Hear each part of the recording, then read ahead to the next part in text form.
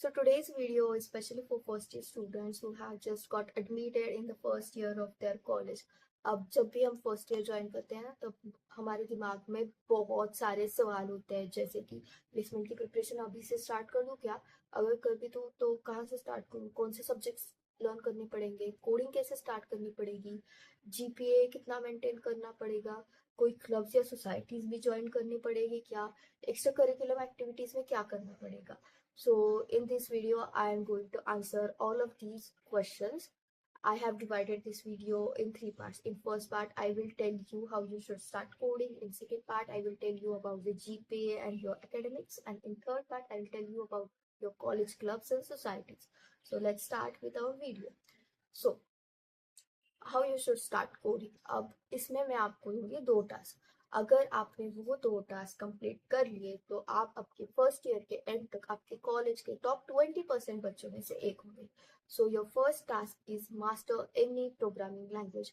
अब what is this programming language. जैसे हम डे टू डे लाइफ में एक दूसरे से बात करने के लिए एक लैंग्वेज का यूज करते हैं, हिंदी हो गई, इंग्लिश हो गई, मराठी हो गई, वैसे ही जब हम कंप्यूटर से बात करते हैं तब हमें प्रोग्रामिंग लैंग्वेज का यूज करना पड़ता है. तो प्रोग्रामिंग लैंग्वेज भी अलग अलग होती है, जैसे कि सी हो गई, सी प्लस प्लस हो गई, जावा हो गई, पाइथन हो गई. तो आपको इनमें से सीपीपी या जावा, इन दोनों में से एक लैंग्वेज मास्टर करनी है. अब सी क्यों नहीं, क्योंकि वो ऑब्जेक्ट ओरिएंटेड प्रोग्रामिंग नहीं है. जब आप थोड़ा आगे जाकर पढ़ोगे तो आपको समझ आएगा. तो हम सी नहीं यूज कर सकते, तो सीपीपी एंड जावा आपको करनी पड़ेगी. अब why not Python, because Python is easy for beginners, I know that, but उसमें बहुत सारी बिल्ट इन लाइब्रेरीज है and it is slower as compared to CPP and जावा.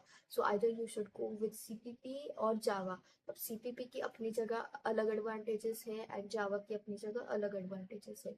अगर आप सीपीपी को चूज करते हो तो आगे जाकर आप कॉम्पिटिटिव प्रोग्रामिंग में जा सकते हो.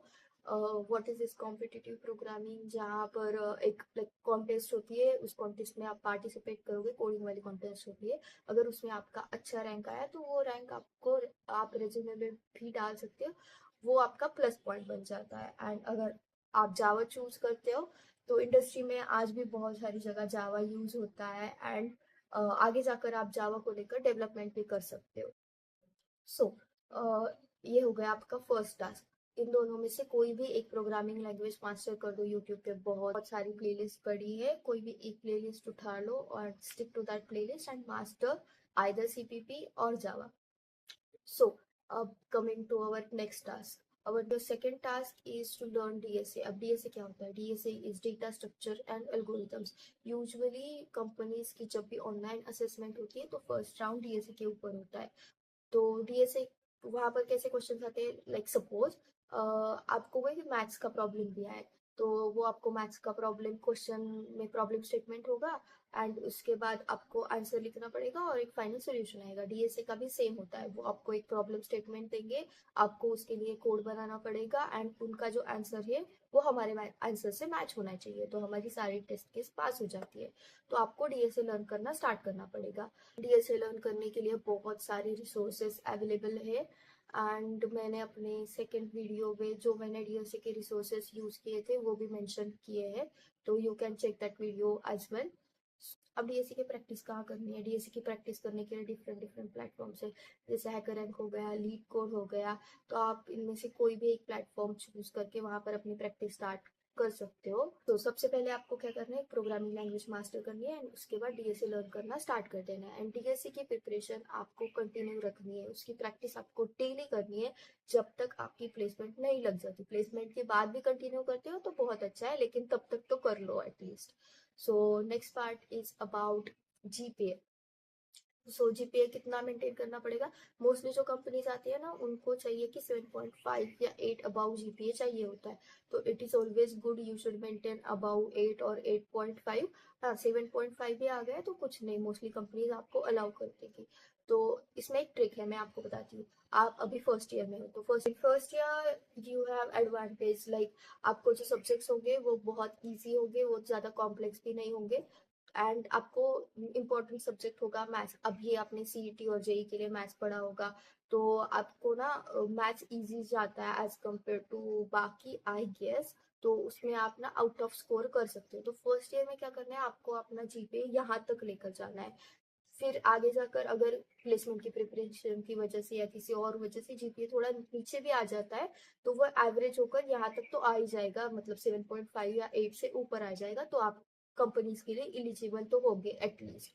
सो फर्स्ट ईयर में अच्छा खासा स्कोर कर लो ताकि आगे जाकर टेंशन ना हो। अब coming to clubs in society, okay, so there are two types of job. एक होती है टेक्निकल जॉब्स एंड एक होती है नॉन टेक्निकल जॉब्स।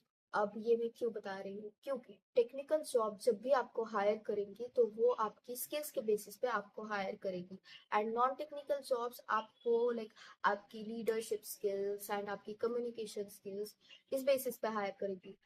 अब सपोज मैं खुद एक क्लब में हूँ, किसी क्लब में, और मैं उस क्लब की लीडर हूँ, तो ये कोई इम्पोर्टेंट रोल प्ले करेगा क्या मेरी टेक वाली जॉब में? Not such, but it will play an important role in non tech job, because मैंने वहां पर लीडरशिप वाली जर्नी फेस की है, तो आई नो थोड़ा बहुत about that and I can answer mostly questions in that non tech वाला interview. But in tech wala interview, they will ask me about programming language, DSA, all the CS related subjects, CS fundamentals. तो ये जो है club वाला वो ज्यादा कुछ role play नहीं करेगा मेरे टेक इंटरव्यू के लिए। तो आपको देखना है कि आपको कौन सी जॉब्स में अप्लाई करना है, नॉन टेक में है तो you can go for clubs. अगर आप टेक में हो एंड फिर भी if you like dancing, singing, aerospace वाला कुछ आपको अच्छा लगता है तो go for it, you can join the clubs. And first year में बहुत सारा फ्री टाइम होता है तो you can explore yourself. But अगर आपको बिल्कुल भी टाइम वेस्ट नहीं करना है, if you are only only focused on your placements, so instead of giving that time to clubs, आप अपना खुद का टाइम अपनी स्टडीज में लगा सकते हो। हाँ, अगर आपको जेन्युइन इंटरेस्ट है तो you can join clubs, but it is not compulsory कि आपने क्लब ज्वाइन करा होगा तो ही आपका सिलेक्शन होगा, ऐसा कभी नहीं होता इंटरव्यू में। लेट्स टेक एग्जांपल, जहाँ पर एक ईएनटीसी से स्टूडेंट है और एक कॉम से स्टूडेंट है। ईएनटीसी वाले स्टूडेंट के पास बहुत सारी टेक्निकल स्किल्स है, वो कोडिंग में बहुत अच्छी है, लेकिन उसने किसी भी क्लब में पार्टिसिपेट नहीं किया। और एक कॉम वाली लड़की है जिसे कोडिंग कुछ भी नहीं आता, लेकिन उसने बहुत सारे क्लब ज्वाइन कर रखे हैं, उसके एक्स्ट्रा करिकुलम एक्टिविटीज में भी बहुत ज्यादा मतलब अच्छा लिखा हुआ है। तो वो दोनों साथ में इंटरव्यू के लिए जाती है। जब भी वो दोनों इंटरव्यू से बाहर आएगी तो फॉर श्योर ईएटीसी वाली सिलेक्ट होगी। अब क्यों? क्योंकि उसके पास टेक्निकल स्किल्स है and this is our technical interview. वो आपकी एक्स्ट्रा करिकुलम एक्टिविटीज को सेकेंडरी चीज रखेंगे, अगर हो भी तो अच्छा, नहीं हो तो भी अच्छा। तो यू हैव टू चूज। अगर आपका जेन्युइन इंटरेस्ट है तो आप ज्वाइन कर सकते हो, लेकिन उसके लिए आपकी पढ़ाई नहीं छोड़नी है, आपको दोनों साथ में बैलेंस करके चलना पड़ेगा if you want to join. First year में तो आप ज्वाइन कर सकते हो क्योंकि आपके पास बहुत सारा फ्री टाइम होता है। सो या that's it for today's video, bye bye guys.